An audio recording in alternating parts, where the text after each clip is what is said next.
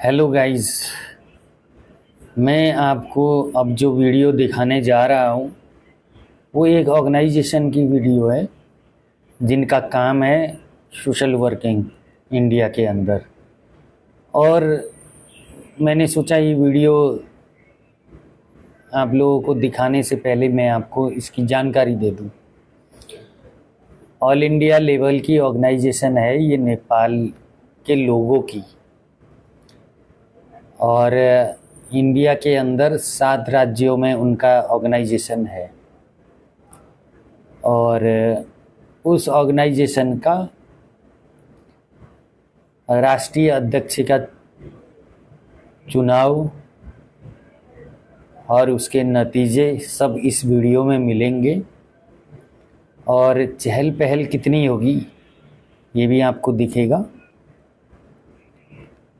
और इस ऑर्गेनाइजेशन का काम है लोगों की हेल्प करना, नेपाल के लोगों की हेल्प करना। सो दोस्तों, इस वीडियो को देखिए।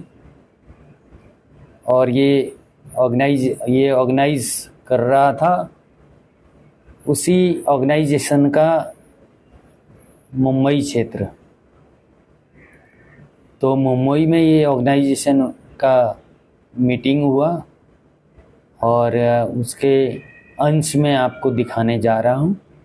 बल्कि उसके कई अंश तो मैंने, 1-2 अंश तो मैंने, एक न्यूज़ चैनल है गोवा टीवी, उसमें से लिए हैं, कुछ मेरी रिकॉर्डिंग है। सो दोस्तों, मुझे उम्मीद है आप मेरी पूरी वीडियो देखेंगे। शायद आप लोगों को रोमांचक भी लगे, क्योंकि जो ये लोगों के हेल्प के बारे में है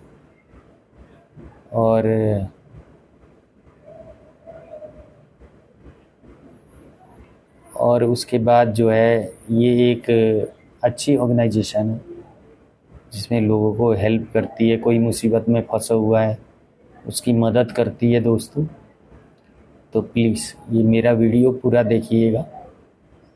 इसमें नेपाली में ही होगा, जो कुछ भी उनका भाषण होगा या फिर टिप्पणियाँ होंगी सब नेपाली में ही होंगी।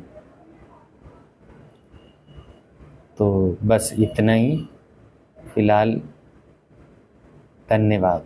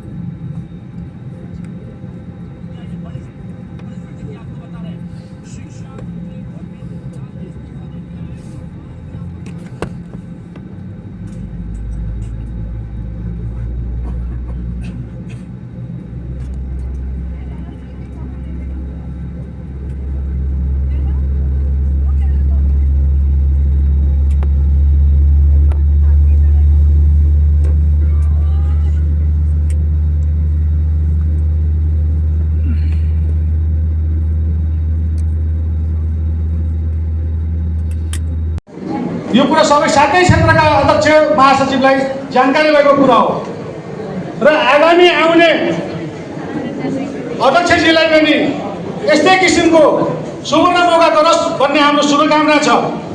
साथी मित्रहरू, हाम्रो दक्षिण पश्चिम क्षेत्र हैदराबादबाट हामी सम्पूर्ण साथीहरू 31 जनाको टिम आएको छ र जसलाई हामीले शुभकामना दिन्छु त्यही नै अग्रिम अध्यक्ष हुन्छ। हाम्रो शुभकामना छ। म यतिकै भने होस् त, जय नेपाल।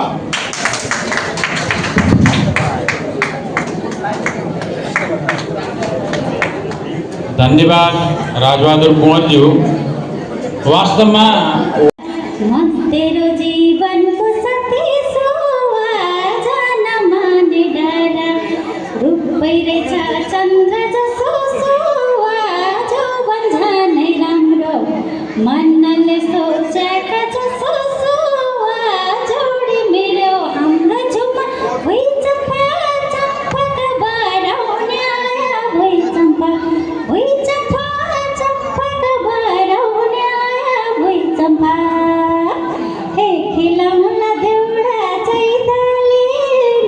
मिलाइदिसो पैताली खेलौँला देउडा चैताली मिलाइदिसो पैताली खेलौँला देउडा चैताली मिलाइदिसो पैताली।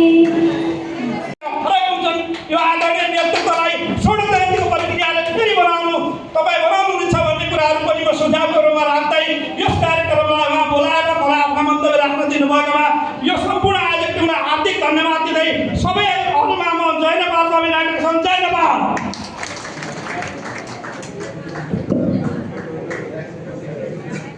धन्यवाद पदमराज अधिकारीज्यू।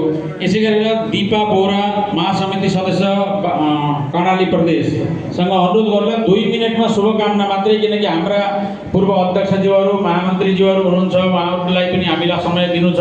हजुरहरूले मात्रै शुभकामना दिन बिपीको एउटा हामीले झोला बोकेर हिँडिरहेका छौँ। त्यस सिद्धान्तलाई अघि सार्दै र त्यस सिद्धान्तलाई हामीले पालना गर्दै अघि जानुपर्नेछ। धन्यवाद महासचिवज्यू, महामन्त्रीज्यू। आज यस नेपाली जनसङ्घ समितिको बिपी जयन्ती स्वर्णिम जयन्ती हाम्रो 50औं स्वर्णिम जयन्ती लगायत हाम्रो 10औं महाधिवेशनको अवसरमा यहाँ पाल्नुहुने विशिष्ट अतिथि, प्रमुख अतिथि र हाम्रो केन्द्रीय पदाधिकारीहरू, क्षेत्रीय अध्यक्ष महासचिव लगायत क्षेत्रीय पदाधिकारीहरू र शाखा समितिका सम्पूर्ण उपस्थित हुनुभएका हाम्रो नेपालबाट पनि हाम्रो अग्रज, हाम्रो नेपाली काङ्ग्रेसका वरिष्ठ उपस्थित हुनुभएको छ, उहाँहरू लगायत सम्पूर्ण उपस्थितजनलाई म यस उत्तर भारत क्षेत्रको अध्यक्षको तर्फबाट जय नेपालको अभिवादन टक्र्याउन चाहन्छु। स्वीकार होला। आज यस विशेष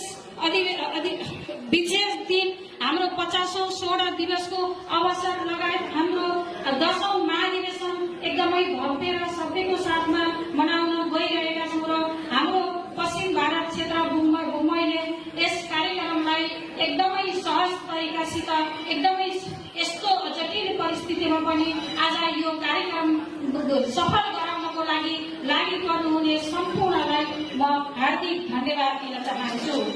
र आजको यस कार्यक्रममा उपस्थित जनहरू लगायत आज हाम्रो यस स्वर्ण जयन्ती, खास गरी मैले 10औं महाधिवेशन भन्दा पनि स्वर्ण जयन्तीको एकदमै बिपीका विचार, बिपीका धारणाहरू हामीले भुल्न नसक्ने, बिपीको एउटा हामीले झोला बोकेर हिँडिरहेका छौँ। त्यस सिद्धान्तलाई अघि सार्दै र त्यस सिद्धान्तलाई हामीले पालना गर्दै अघि जानुपर्नेछ भन्दै मेरो 2 शब्दलाई यही गन्दै समाप्त गर्न चाहन्छु। हस्त धन्यवाद। जय नेपाल।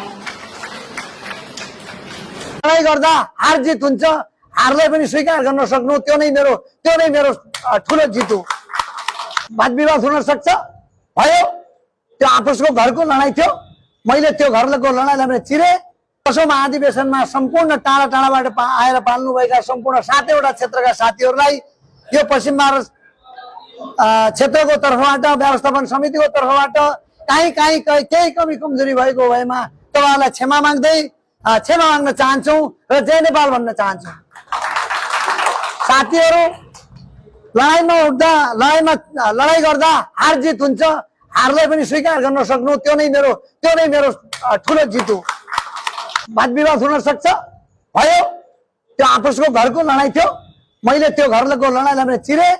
तर साथीहरूले त्यो आफ्नो कमी कमजोरीलाई हुन सक्छ, तर कसैले चाहेर पनि नदिन सक्ने अवस्था थियो।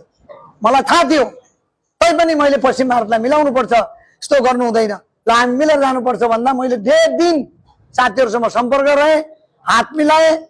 तर लास्ट आउँदै हाम्रो भोटिङको आज 26 तारिकको दिनमा साथीहरूले सबैले तन मन धनले ल हामी लाग्छौँ बोराजी भन्नुभयो। उहाँलाई पनि, उहाँको त्यो साहसलाई पनि धन्यवाद दिन चाहन्छु। त्यो साहसै मेरो विजय हो। नेक्स्ट टाइम आगामी दिनहरूमा यो मुम्बईमा मात्रै नभएर जनसम्पर्क समितिको र सिङ्गो पार्टी नेपाली काङ्ग्रेसको विजयको लागि आदरणीय नेता श्री गगन कुमार थापाज्यूको नेतृत्वमा जो अहिले नेपाली काङ्ग्रेसको एउटा अधिवेशन हुँदैछ नेपालमा, अब नयाँ सिर्जना युवा साथीहरूको सिर्जना हुँदैछ, त्यो पार्टीको लागि म सदा दिन तपाईहरुको त्यो पार्टीको ऋणी भएर एउटा सिपाही भएर लाग्नेछु पनि भन्दै यहाँ हाम्रो माननीय ज्यू यही हुनुहुन्छ, प्रदेश सांसद लुम्बिनी प्रदेशको अध्यक्षज्यू यही हुनुहुन्छ, सभापतिज्यू उहाँसँग प्रतिबद्धता गर्दै र यो नेपाली जनसम्पर्क समितिका सम्पूर्ण साथीहरूलाई तपाईहरुलाई यो काहीँ हाम्रो कमी कमजोरी भयो होला यो समितिको र काहीँ हामीले तपाईलाई लिन लैजानमा कमी कमजोरी भयो होला, काहीँ हाम्रो व्यवस्थापन गर्नमा कमी कमजोरी भयो होला, काहीँ तपाईहरुलाई हामीले चाय पानीमा कमजोरी गर्न सक्यौं होला या हामीले भोजन राम्रोसँग दिन सक्यौं होला, त्यसको पनि म आफ्नो त्यो यो आयोजक कमिटीको र यो मेरो मिरा भाइन्दरमा यो कार्यक्रम भएको हुँदा र यो अधिवेशन 10औं अधिवेशन र 50औं वर्षको सुवर्ण अवसर मेरो महानगरी मिरा भाइन्दरमा भएको हुँदा त्यसमा काहीँ कमी कमजोरी भएको त्यो पुरा टिमको सिङ्गो नेपाली जनसम्पर्क समिति पश्चिम भारतको तर्फबाट तपाईहरुलाई म पुनः हार्दिक क्षमा माग्दै म यस मञ्चबाट बिदा हुन्छु। हस्त जय नेपाल, जय नेपाल, जय नेपाल, जय नेपाल।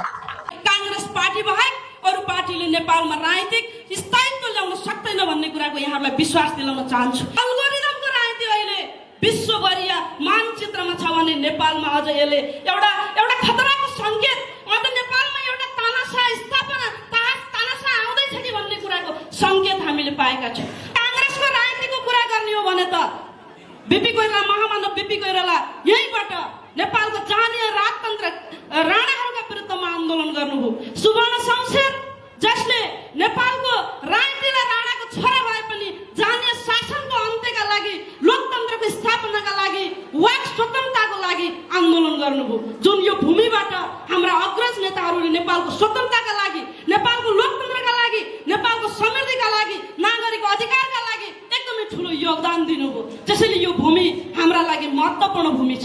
त्यसैले म यहाँहरूलाई यो 10औं महाधिवेशनमा आइपुग्दा यहाँ चाहिँ जसले नेतृत्व गर्नुभयो हाम्रा अग्रजहरूले बालकृष्ण दाइसम्म आइपुग्दा कुशलतापूर्वक नेतृत्व दिएर नेपाली कांग्रेस नेपाललाई पनि योगदान दिने र भारतमा रहेका आम नेपालीहरूको एउटा चाहिँ अभिभावकको भूमिका निर्वाह गर्ने संगठनका रूपमा यहाँहरूले स्थापित गर्नुभएको छ। न्यायका लागि यहाँ आउनुभएका नेपालीहरूको चाहिँ न्यायका लागि उहाँहरूको अप्ठ्यारोमा उहाँहरूको दुःखमा तपाईँहरूले साथ दिनुभएको छ। त्यति मात्र होइन, नेपालमा भूकम्प जाँदा होस् या कोभिड-19ले नेपालीहरूलाई या विश्वलाई ठेला भएको बेला तपाईँहरूले यो चाहिँ एकदमै मानवीय सहायताको काम गर्नुभएको छ। त्यसैले यो 10औं महाधिवेशनमा आइपुग्दा यहाँहरूलाई म फेरि पनि शुभकामना दिन चाहन्छु।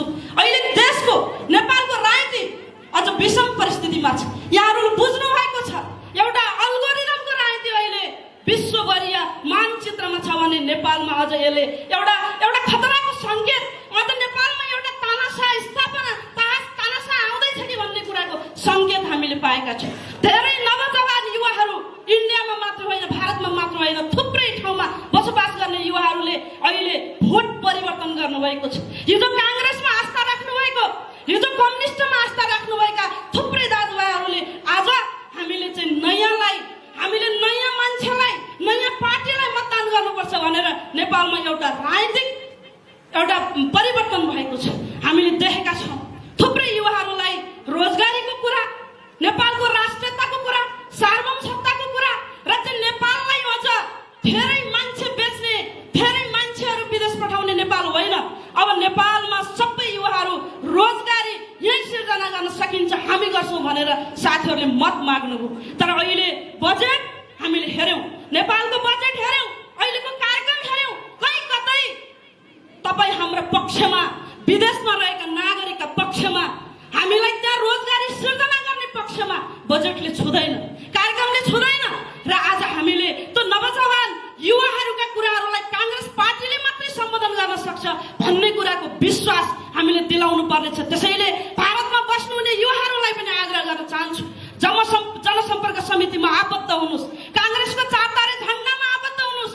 नेपालको समृद्धिका लागि, तपाईँहरूको अधिकारका लागि, नेपालको आर्थिक समृद्धिका लागि, तपाईँहरूको राजनीतिक अधिकार सुनिश्चित गर्नलाई कांग्रेस पार्टी बाहेक अरू पार्टीले नेपालमा राजनीतिक स्थायित्व ल्याउन सक्दैन भन्ने कुराको यहाँहरूलाई विश्वास दिलाउन चाहन्छु। र अन्त्यमा 2033 सालमा महामानव बीपी कोइरालाले स्थापना गर्नुभएको र त्यही बेला नेपालको राजनीति जति बेला चाहिँ जननायक बीपी कोइरालाले देशद्रोहको मुद्दा लागेको थियो, मृत्युदण्डको सजाय सुनाएको थियो, राजा महेन्द्रले मृत्युदण्ड बिपी कोइराला नेपाल जानुभयो, राष्ट्रिय मेलमिलापको नीति लिएर जानुभयो। आज कांग्रेस पार्टीमा पनि एउटा परिवर्तन भएको छ। गगन थापाको नेतृत्वमा कांग्रेसको चाहिँ विशेष महाधिवेशन मार्फत एउटा नेतृत्व परिवर्तन भएको छ। नेतृत्व मात्रै होइन, विचार, योजना र कार्यक्रम नयाँ भएको छ। तर आज कांग्रेसमा एउटा विरक्त एकता चाहिएको छ। हाम्रो पार्टीको नेता जननायक बिपी कोइरालाले राष्ट्रिय मेलमिलापको नीति लिनुभयो। आफूलाई मृत्युदण्डको आफूलाई तोकिएको मृत्युदण्डको प्रवाह गर्नु भएन, आफूलाई लागेको राजद्रोहको मुद्दाको प्रवाह गर्नु भएन र त्यो बेलाको भारतको राजनीति र नेपालको राष्ट्रियताको सवालमा आफूलाई चाहिँ अब्बल ढङ्गले उभ्याउन पार्टीका नेताहरू सहित नेपाल जानुभयो। आज कांग्रेस भित्रको विरक्त एकता आवश्यक छ। हामीले राष्ट्रिय राजनीतिको राष्ट्रिय एकताको कुरा गर्ने पार्टीको कार्यकर्ता हो हामी। हाम्रो नेता सर्वोच्च नेता तपाईको गिरिजाप्रसाद कोइरालाले त्यो बेलाको सभापतिले मुलुकलाई द्वन्द्वबाट निम्त्याउनु भयो र कांग्रेस भित्रको मात्र एकता गर्नु भएन, कांग्रेस भित्रको मात्र एकता गर्नु भएन, सबै नेपालका राजनीतिक दलहरूलाई एक ठाउँमा ल्याएर नेपालको राजनीतिलाई स्थायित्व दिने कुरामा चाहिँ लाग्नुभयो। त्यसैले म तपाईहरुलाई विशेष फेरि सम्मान व्यक्त गर्न चाहन्छु। समय छोटो छ, तपाईहरुलाई म स्यालुट गर्न चाहन्छु। तपाईहरुले एकताको महाधिवेशन गर्नुभएको छ। तपाईहरुको नेतृत्वले भारतको मात्रै होइन, नेपालको कांग्रेसलाई पनि एकताबद्ध ढङ्गले उभ्याउने किसिमको नेतृत्व तपाईहरुले चयन गर्नुहुनेछ। तपाईहरु सबैको सफलताको शुभकामनाका साथ आफ्नो भनाइ अन्त गर्दछु। धेरै धेरै धन्यवाद। जय नेपाल। बहुत बहुत धन्यवाद। भन्छौँ हामी कांग्रेस, तर हामी टिकटक, फेसबुक दुनियादारमा चाहिँ त्यही नयाँ शक्तिको मात्र बखान गरिरहेका छौँ। यसरी हाम्रो संगठन चाहिँ वृद्धि हुन सक्दैन। या अरू सम्बन्ध, राम्रो सम्बन्ध छ भने हामी ती समस्याहरूलाई सानो सानो गरेर सहयोग गर्न सक्छौँ र त्यो नै एउटा परिवार बन्छ। त्यसै गरी तपाईहरु यहाँ बसेर जसरी संगठनलाई विस्तार गरिराख्नु भएको छ, एकअर्काप्रति सहयोग गरिराख्नु भएको छ, यसले निरन्तरता पाओस् भन्ने शुभेच्छा व्यक्त गर्न चाहन्छु। साथै अहिले हामी नेपालमा आएको नयाँ शक्तिको बारेमा एकदमै धेरै चर्चा गर्छौँ। हाम्रा अग्रजहरूले नेपालमा लोकतान्त्रिक प्रजातान्त्रिक समाज स्थापना गर्नका लागि आफ्नो ज्यान दिनुभयो, सर्वस्व अपहरण गराउनु भयो। उहाँहरूले स्थापना गरेको कांग्रेसलाई अझ जीवन्तता दिन, अझ सुसभ्य र जिम्मेवार कांग्रेस बनाउनका लागि हामी यहाँ बसेका नेपाली दाजुभाइ दिदीबहिनीहरू र नेपालमा रहेका हाम्रा सन्तानहरू, आफ्ना आफन्तहरूलाई एउटा मात्रै मेसेज गरौँ कि तपाईहरूले कांग्रेसमा किन सहयोग गर्न चाहनुहुन्छ र अन्य पार्टीमा किन गर्न चाहनुहुन्न। या कांग्रेसले हिजो गरेको योगदानको महत्त्व बुझौँ। हाम्रा युवा पिढीहरू, हाम्रो छोरा होस्, हाम्रो देवर होस्, हाम्रो बहिनी होस्, को छन्, उनीहरूलाई नयाँ शक्तिको बारेमा, उसको अहिले पनि हामीले देखेको हकीकत थाहा छ, त्यसको बारेमा प्रस्ट्याउँ र कांग्रेसलाई जीवन्तता दिनका लागि तपाईँ हामी त्यत्तिकै जिम्मेवार छौँ। भन्छौँ हामी कांग्रेस, तर हामी टिकटक, फेसबुक दुनियादारमा चाहिँ त्यही नयाँ शक्तिको मात्र बखान गरिरहेका छौँ। यसरी हाम्रो संगठन चाहिँ वृद्धि हुन सक्दैन। हाम्रो संगठन वृद्धि हुनका लागि मैले कम्तीमा कम गल्ती गरौँ।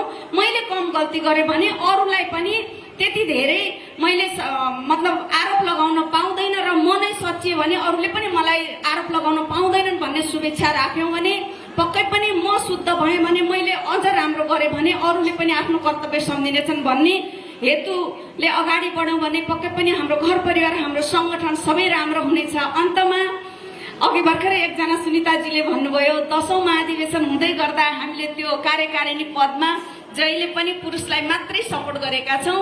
आउने कतिौं महाधिवेशनमा 12औं, 13औं, 11औं कतिौं महाधिवेशन हुन्छ, त्यति बेला त्यो कार्यकारी पदमा हामी महिला देख्न चाहन्छौँ र यो अधिवेशन भव्य र सभ्यताका साथ सफल होस् भन्दै मेरो भनाइ यही समापन गरे। धन्यवाद। नमस्कार। जय नेपाल। प्रवासमा बस्ने समस्त नेपालीहरूको हो। यस कुरालाई तपाईले आफ्नो गाँठ बाँधेर राख्नुहोला। यस कुरालाई हमेशा स्मरण गर्नुहोला। नेपाली जनता समितिको लोगो बनाउने स्वर्गीय पृथ्वीराज रावलजीलाई म मनपूर्वक अभिनन्दन गर्न चाहन्छु। उहाँकै लोगो आज हामी युज गरिराखेका छौँ। केन्द्रीय अध्यक्ष महोदयज्यू, यस मञ्चमा आसीन हुनुभएका समस्त नेजसा परिवारका पूर्व पदाधिकारीगण र वर्तमान पदाधिकारीगणहरू, सुदूरपश्चिमबाट आउनुभएका समस्त हाम्रा नेतृत्वगणहरूलाई र यस कार्यक्रममा फाल्नुभएका नेजसा परिवारका समस्त क्षेत्रीय कार्यालयका पदाधिकारीगण, समस्त दाजुभाइ दिदीबहिनीहरूमा सर्वप्रथम त नेजसा भारतको तर्फबाट म न्यानो जय नेपालको अभिवादन टक्राउँछु, स्वीकार्नु। यस सुवर्ण जयन्ती कार्यक्रमको पुनरावलोकन गर्दाखेरि मैले केही कुराहरू तपाईँको समक्ष राख्न चाहन्छु। विशेष गरेर 1976 देखिको आजसम्मको यात्राको अन्तर्गत हामीहरूले केही साथीहरूलाई बिर्सिसकेका छौँ। त्यो साथीहरूको बारेमा हजुरको समक्ष राख्छु, किन धेरै साथीहरूले संस्थापकको बारेमा भन्नुभयो, लेकिन केही साथीहरू हुनुहुन्छ उहाँलाई हामीले पूर्णतः बिर्सिसकेका छौँ। विशेष गरेर नेपाली जनता समितिको लोगो बनाउने स्वर्गीय पृथ्वीराज रावलजीलाई म मनपूर्वक अभिनन्दन गर्न चाहन्छु। उहाँकै लोगो आज हामी युज गरिराखेका छौँ।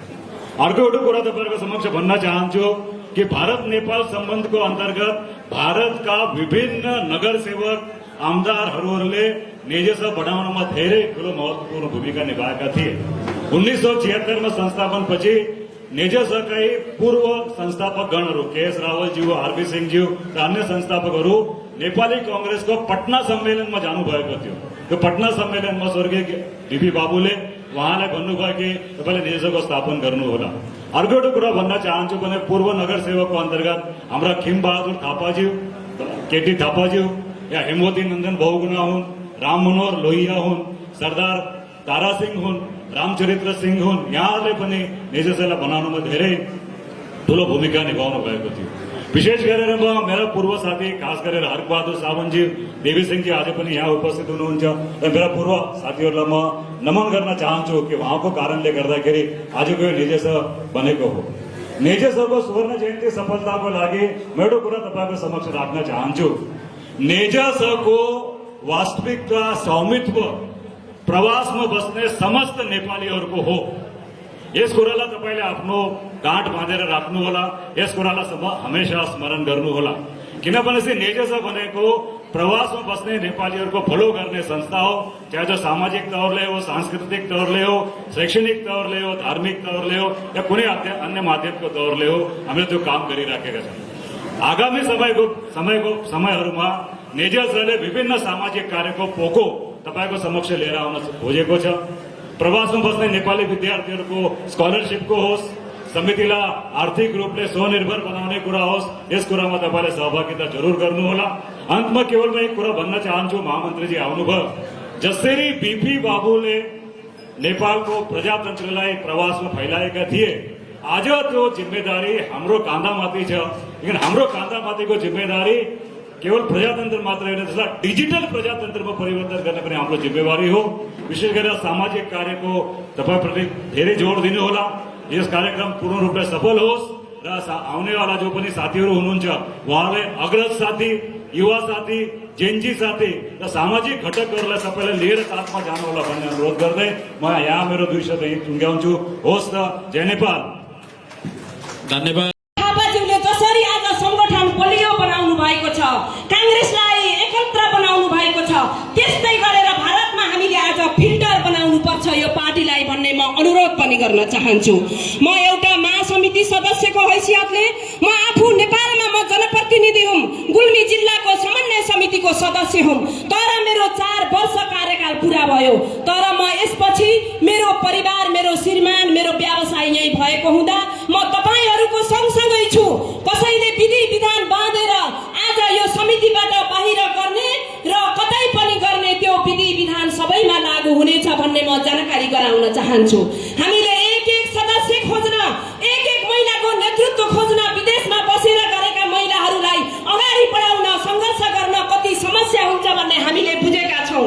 तर त्यस्तो परिस्थितिमा पनि यहाँ अग्रसर हुने महिला होस् या पुरुष युवाहरू उहाँलाई खुट्टा नतानिकन, कसैको लोभ लालचमा नपरिकन तपाईहरूले सही नेतृत्व छानेर अगाडि बनाउन हुन म विनम्र अनुरोध गर्दै यहाँबाट बिदा हुन चाहन्छु। र फेरि अन्त्यमा मैले आज यो 50औं स्वर्ण जन्म जयन्तीको समारोहमा हामी उपस्थित हुँदै यस समितिलाई यहाँसम्म पुर्याउने सम्पूर्ण यहाँ जति पनि हुनुहुन्छ यहाँ अग्रजहरू, यहाँलाई सम्मान गर्दै र जो हाम्रो भौतिक रूपमा यहाँ हुनुहुन्न, बाहिर हुनुहुन्छ, उहाँहरूलाई स्मरण गर्दै र जो जीवित रहनुहुन्न उहाँहरूप्रति श्रद्धाञ्जली व्यक्त गर्दै म यहाँबाट बिदा हुन चाहन्छु। हस्त, धन्यवाद। जय नेपाल।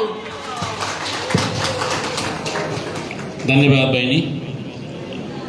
गौरीकान्त विक दलित संघका अध्यक्षज्यूसित आग्रह गरौँला आएर व्यासमा आएर अतिथिको आसन ग्रहण गर्नुहुन्छ। दलित सङ्घका अध्यक्ष श्री गौरीकान्त विक र अब यसै क्रममा मन्तव्यकै क्रममा केन्द्रीय समितिका उपाध्यक्ष श्री नारायण प्रसाद भूषालज्यूसित आग्रह गरौँला कि उहाँले आफ्नो मन्तव्य शुभकामना मन्तव्य मात्रै, बाँकी बन्द सत्रमा